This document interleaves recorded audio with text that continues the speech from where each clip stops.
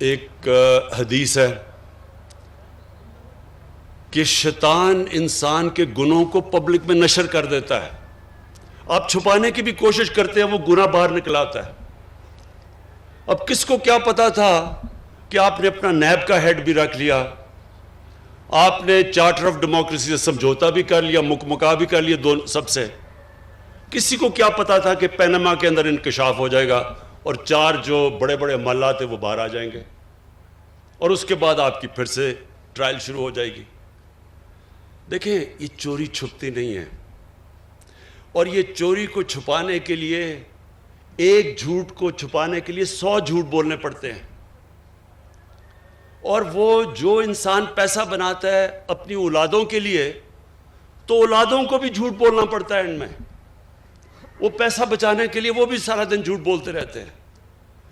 اس پیسے کا کیا فائدہ جو آپ کی بھی تباہی کرتا ہے، آپ کی اولادوں کی بھی تباہی کرتا ہے؟ یہ جو حرام کا پیسہ ہے، یہ ایک اللہ کی لعنت ہے. میں دونوں آصف زرداری اور نواز شریف کو 30-40 سال سے جانتا ہوں.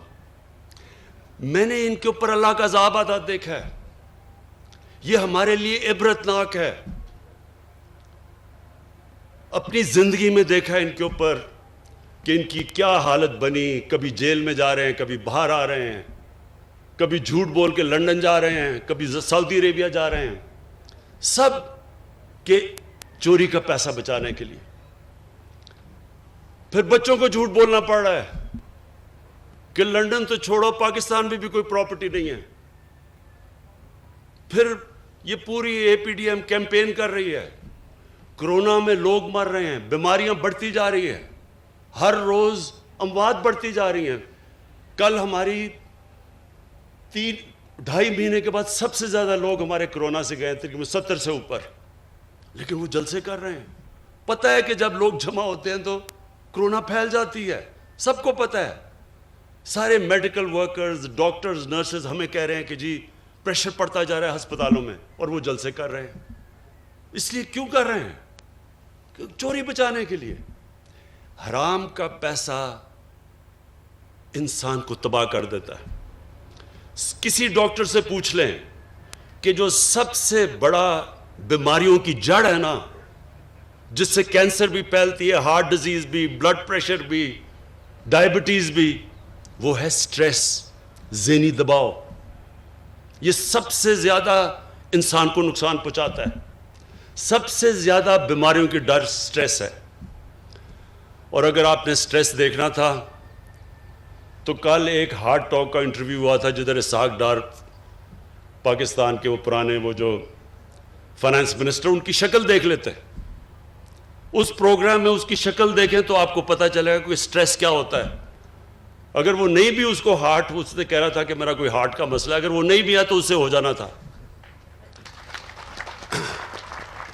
جھوٹ پہ جھوٹ بولے جا رہا ہے، ساری دنیا دیکھ رہی ہے، سب دیکھ رہے ہیں. تو میں آپ سے یہ آج ایز پرائم منسٹر، آپ کی پارٹی کا ہیڈ، خاص آپ کو تاکید کرنا چاہتا ہوں. بہت بڑی ذمہ داری ہے آپ کے لیے. جتنی آپ اپنے لوگوں کی خدمت کریں گے، آپ کو اللہ بھی آپ سے خوش ہوگا، اور جب اللہ خوش ہوتا ہے تو آپ کے دل میں سکون ہوتا ہے. زندگی آپ کی جتنی مرضی مشکل ہو، سوئیں گے آپ اچھی نیند، کوئی آپ کے اوپر دباؤ نہیں ہوگا، لوگوں کی دعائیں آئیں گی آپ کو. جب آپ ایک انسانیت کی مدد کرتے ہیں، یہ یاد رکھیں، اللہ آپ سے خوش ہوتا ہے. جب اللہ آپ سے خوش ہوتا ہے تو آپ کی روح خوش ہوتی ہے، اور روح کنیکٹڈ ہے اللہ کے ساتھ، اور وہ انسان کو سکون دیتی ہے. ہمارے نبی صلی اللہ علیہ وسلم، ان کی زندگی آسان نہیں تھی. ہم قرآن میں صرف ہم اپنی نماز جب پڑھتے ہیں تو ہم ایک ہی چیز مانگتے ہیں کہ اللہ ان کے راستے پہ لگا جن کو تو نے نعمتیں بخشی ہیں. تو اللہ کو تو حبیب ایک ہی تھا، قرآن میں تو ایک اللہ کا حبیب ہے نبی صلی اللہ علیہ وسلم. تو ان کی، اس کا مطلب کہ ہمیں اللہ کہہ رہا ہے کہ ان کی زندگی سے سیکھو. تو نماز میں تو ہم یہ کہہ رہے ہیں نا کہ اللہ ان کے راستے پہ لگا. تو ان کا راستہ آسان نہیں تھا. بڑا مشکل راستہ تھا, بڑی اونچی گزارا انہوں نے, سکھا ان کو. کبھی جو ان کو دیکھتا تھا مشکل سے مشکل وقت میں ان کی شکل پہ کوئی سٹریس نہیں ہوتا تھا, کیونکہ ان کی روح خوش تھی, کیونکہ وہ اللہ کا کام کر رہے تھے. اور وہ ہے آپ کا کام. جب آپ اپنی عوام کی خدمت کریں گے آپ اللہ کا کام کریں گے. آپ اللہ کا کام کریں گے, اللہ آپ کو وہ خوشی دے گا جو کبھی پیسہ وہ خوشی خرید نہیں سکتا.